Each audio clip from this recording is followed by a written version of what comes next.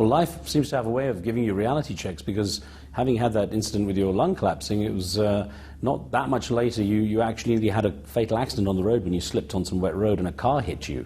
But I gather that time in hospital reflecting gave you a better insight into how your mind worked. Yes, that was another very important full stop for me, actually. In fact, that was the most valuable one, because a particular incident happened while I was convalescing. That's when I got this scar, actually, from that accident. A friend of mine came over to see me, and I was confined to bed. I couldn't move. But as she left, she said, "Shall I put a record on?" And I said, "Please." And she put a record on and then left.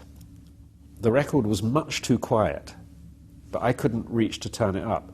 And it was raining outside, so it was a record of 18th century harp music, I remember.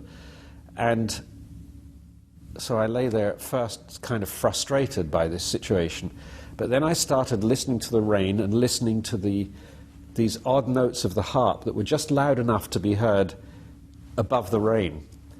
And this was a great musical experience for me, and I suddenly thought of this idea of making music that didn't impose itself on your space in the same way, but created a sort of landscape that you could belong to, you could be part of.